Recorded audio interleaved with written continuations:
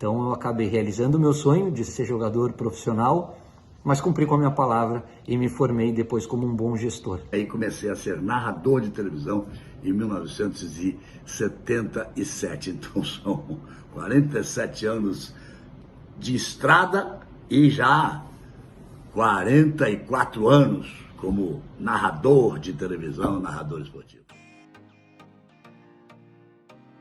Eu sou Antônio Guimarães, primeiro E. Hoje estou aqui porque eu vou apresentar meu trabalho de projetos que eu fiz junto com a Sofia e a Roberta, que são do primeiro F.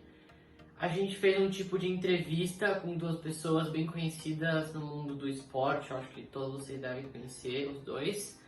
A gente fez algumas perguntas bem simples para eles, a gente conseguiu algumas respostas bem legais, agora a gente vai mostrar para vocês. Bom, nosso primeiro entrevistado foi o Caio Ribeiro. Ele já foi jogador de futebol, jogou em diferentes times, mas hoje ele atua fora do campo. Ele é apresentador, comentarista, eu acho que você já deve ter visto em algum lugar. E a nossa primeira pergunta para ele é: qual a sua melhor memória, a memória mais marcante que você tem de quando você era jogador de futebol?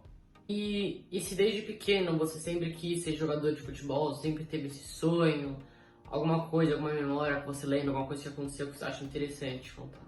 Você de fato ser jogador de futebol.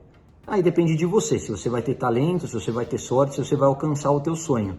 Mas a gente cria uma estrutura para você, a decisão é sua. Se não, você vai estudar, você vai ser jogador de futebol de salão, eu jogava salão e campo ao mesmo tempo, você vai desenvolver outras habilidades como qualquer outra pessoa, vai estudar e vai ser alguém na vida.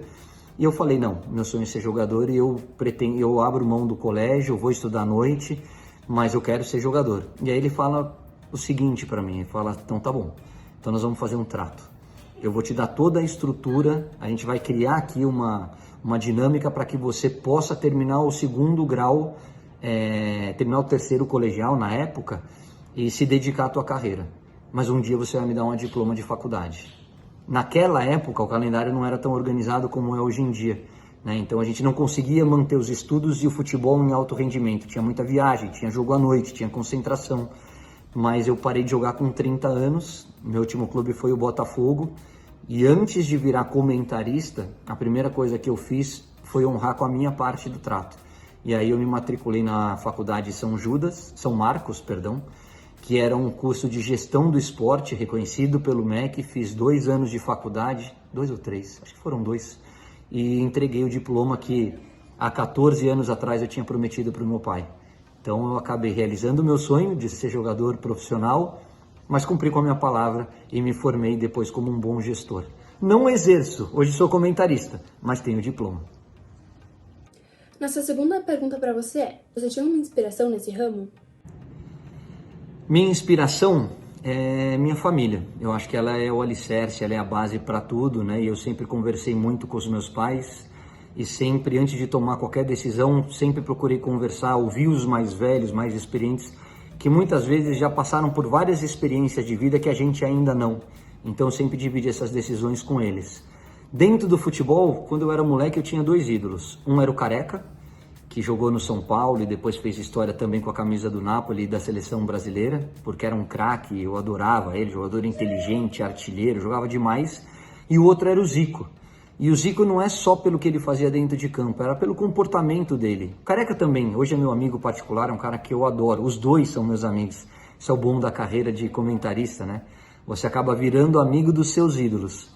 Mas eu acho que o ídolo não é ídolo e não tem esse alcance todo só pelo que ele desempenha em campo. É pelo comportamento, é pela forma como ele se comunica com as pessoas, a forma como ele lida com as dificuldades. E o Zico sempre teve um comportamento, tanto dentro das 4 linhas como fora, exemplar. Então talvez ele sim tenha sido a minha grande referência desde moleque, meu ídolo de infância. E é isso. Boa sorte, Antônio, Sofia, Roberta. Que vocês façam um grande trabalho e contem comigo, tá? Se quiser tirar dúvidas, se quiser bater papo, que eu conte um pouquinho mais da minha experiência, tanto dentro como agora fora de campo, estou à disposição de vocês. Um beijo. Bom, Agora, o nosso segundo entrevistado, que a gente vai fazer mais algumas perguntas, é o Galvão Bueno. Ele nunca foi jogador de futebol, mas ele é locutor esportivo. O maior foco dele mesmo é em futebol, mas ele também narra algumas corridas de Fórmula 1 e de alguns outros esportes também. Oi, Antônio Guimarães, neto de um amigo tão querido, do Álvaro Almeida, um amigo que mora aqui, ó, no meu coração. Então, queria te mandar um abraço, Antônio, para todos os seus colegas aí do Colégio Miguel Cervantes. Você me mandou umas perguntas? Vamos lá, vou responder uma de cada vez. Tá bom? Ok, bora lá. A pergunta para ele é: quando você resolveu e como você resolveu que você ia querer trabalhar nessa área como locutor esportivo? Como e quando eu comecei a trabalhar como comunicador de esportes? Rapaz, você não tem ideia de quanto tempo faz isso.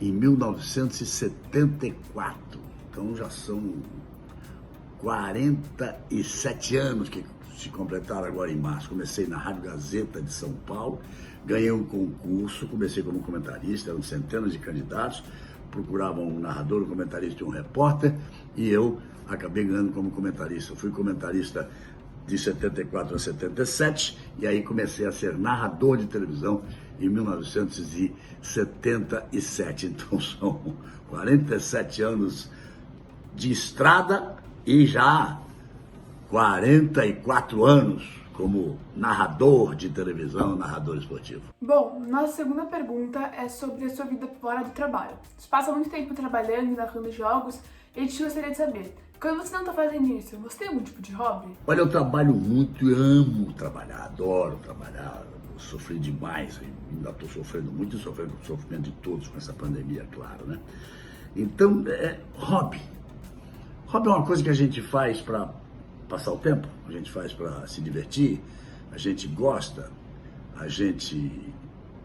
Quer saber, eu acho que hobby é uma coisa muito importante, a gente tem que amar uma coisa para ser um verdadeiro hobby. Então vamos dizer que, olha, seu avô foi um dos que me colocou nessa vida, hein?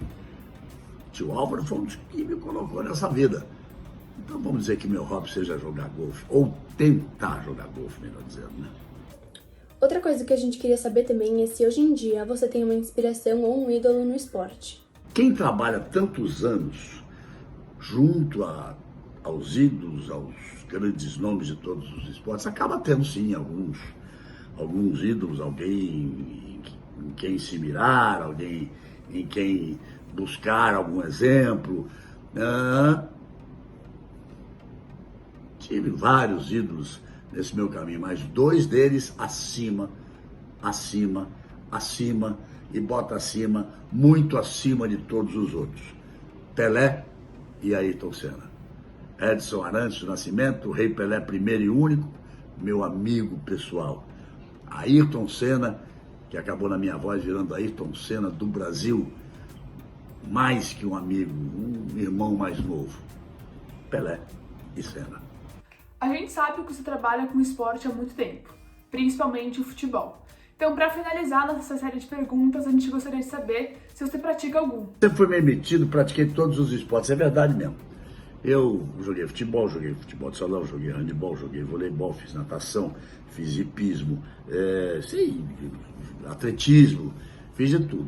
O que eu fiz de forma mais séria foi jogar basquete. Eu cheguei a ser profissional. E assim, né, meia boca, mas cheguei a ser profissional de basquete, ajudou a pagar minha faculdade, ajudou a comprar um carro, a botar gasolina no carro, essas coisas, né? Mas hoje, digamos assim, o que eu pratico hoje, com 70 anos de idade? Basicamente, 3 esportes. Jogo golfe todo dia que posso, gosto de natação, nado bastante, sempre que posso, e amo os cavalos. Sou criador de cavalos, crioulos no Rio Grande do Sul, adoro meus cavalos e adoro montar meus cavalos. Então, Antônio, abração para você, para todos os seus colegas aí do Miguel Cervantes. Será que as respostas valeram? Bacana.